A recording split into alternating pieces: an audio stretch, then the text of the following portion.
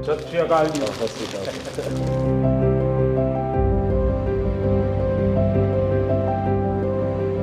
हिंदुस्तान के गांव का एक लड़का जब दुनिया में नाम रोशन करता है तो अच्छा लगता है। और आप तो नसीब वाले हो जी, आपके परिवार ने आपका नाम दिलजीत रखा तो आप जीतते ही जाते हो लोगों को। हम पढ़ते थे, मतलब ये लिखा हुआ सब जगह और खुद कि मेरा भारत महान, लेकिन मेरा भारत महान मैंने इस टूर में एक्चुअल जाना सर। जब मैं भारत घूमा ना जी पूरा, तो मेरे को पता चला ये क्यों कहते हैं मेरा भारत महान। सचमुच में भारत की विशालता एक अपना शक्ति है जी। ये बेनिफिट जनसंख्या इसलिए मिलता है ऐसा नहीं है, हम लोग एक वाइब्रेंट सोसाइटी है। आपकी जर्नी से भी सर हम जब देखते हैं तो मतलब आपने कितना अपनी इकाइयों में हिमाचल चले जाना और सब कुछ छोड़ देना और फिर भगवान का इतना आशीर्वाद हो जाना, ये बहुत बहुत मतलब ये भगवान की मर्जी ही है। उसके बिना क्या होता है।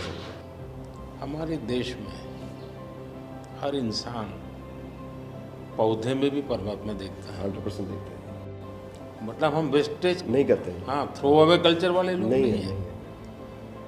रिसाइकल रीयूज अभी दुनिया में नाम आया है, हमारे तो ब्लड में है। हाँ जी। दुनिया को इसका पता नहीं है जी।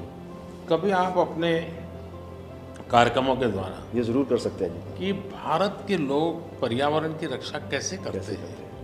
अब जैसे मैंने अभी ये कार्यक्रम चलाया, एक पेड़ माँ के नाम, अपनी माँ को याद करते हुए, माँ जिंदा है तो माँ को साथ ले जाओ और पेड़ लगाओ,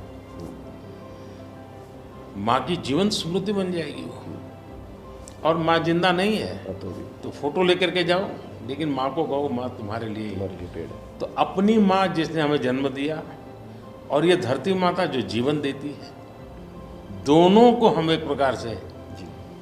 आज करोड़ों लोग ये काम कर रहे हैं। हाँ।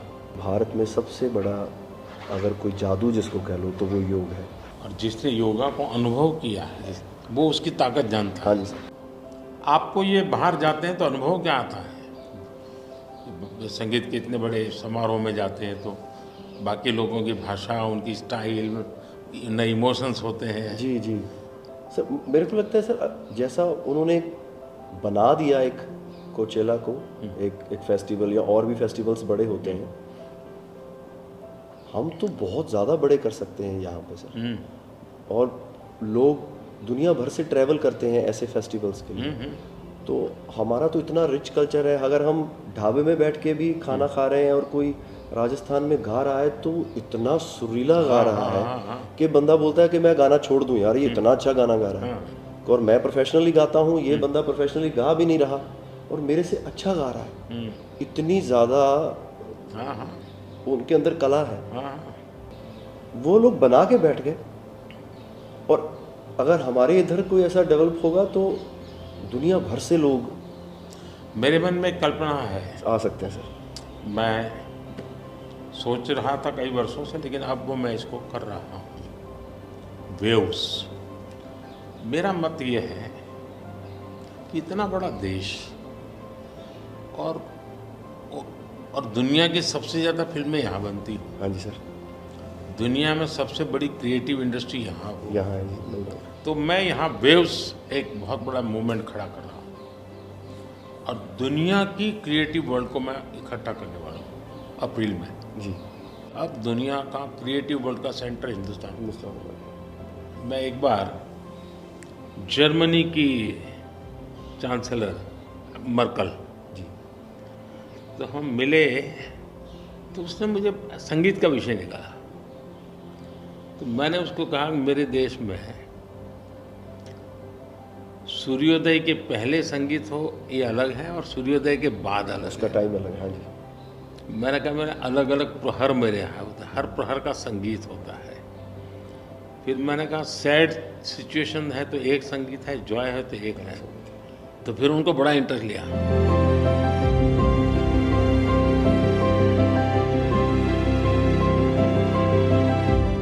मैं सचमुच में साहबजादों का जो बलिदान है जी सर, लेकिन सिख परंपरा ने उसको जिस प्रकार से निभाया है जी, अद्भुत है। मैं तो पंजाब में रहा हूँ तो मुझे मालूम है, माता गुजरी और 7 दिन तक लोग सोते नहीं, और घर सच्ची नीचे सच्ची सोते ज़मीन हैं। पे सोते हैं जी। हाँ जी, हाँ जी, मुझे खुद को बड़ा इमोशनल अपील करता था। हाँ जी, तो फिर मैंने यहाँ आकर के 26 दिसंबर को हाँ जी, बात वीर बाल दिवस मना था। हाँ जी, और मैं देश के हर बच्चा को चाहता हूँ कि वो समझे कि कैसे वीरता होती थी, जी सर, आस्था क्या होती थी। कच्छ के अंदर लखपत में गुरुद्वारा है।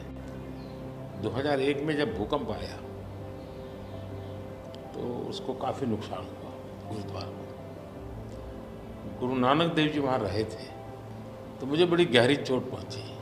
तब तो मैं मुख्यमंत्री नहीं था, लेकिन मैं तब एक वॉलेंटियर के रूप में वहाँ कच्छ में काम करता था। अच्छा जी, भूकंप के 9 महीने के बाद मैं मुख्यमंत्री बना। जी सर, तो मैं कच्छ गया और मैंने पहला काम तय किया, मैं एक गुरुद्वारा को बनाऊंगा। बड़ी बात। लेकिन मैंने दूसरा तय किया कि मैं वैसे ही बनाऊंगा जैसा उस समय बना था।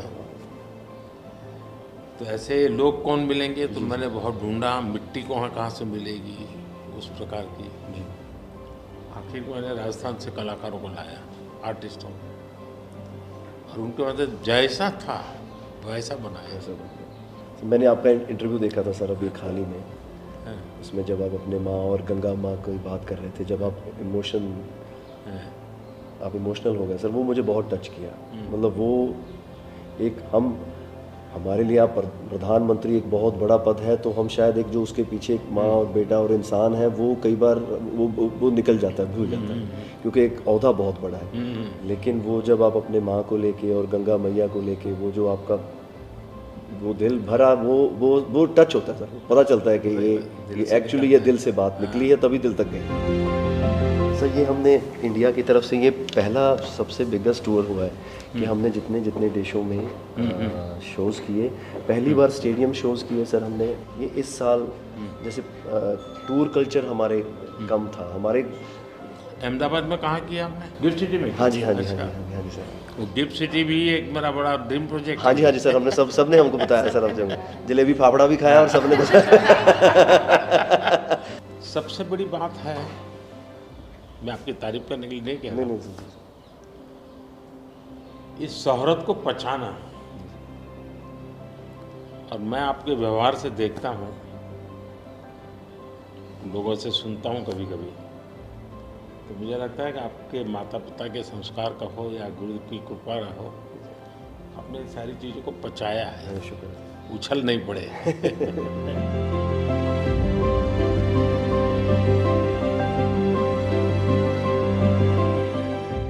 ਉਹ ਕਹਿੰਦੇ ਕਿੱਥੇ ਹੈ ਤੇਰਾ ਰੱਬ ਦਿਸਦਾ ਹੀ ਨਹੀਂ, ਮੈਂ ਕਿਹਾ ਅੱਖਾਂ ਬੰਦ ਕਰ ਧਿਆਨ ਧਰ ਮਹਿਸੂਸ ਕਰ, ਇਹ ਮਸਲਾ ਬਾਹਰ ਦੀ ਅੱਖ ਦਾ ਨਹੀਂ ਅੰਦਰ ਦਾ ਹੈ, ਮੈਂ ਕਿਹਾ ਅੱਖਾਂ ਬੰਦ ਕਰ ਧਿਆਨ ਧਰ ਮਹਿਸੂਸ ਕਰ, गुरु नानक ता अंग संग है, तू ही बस गैर हाजिर है, गुरु नानक गुरु नानक गुरु नानक।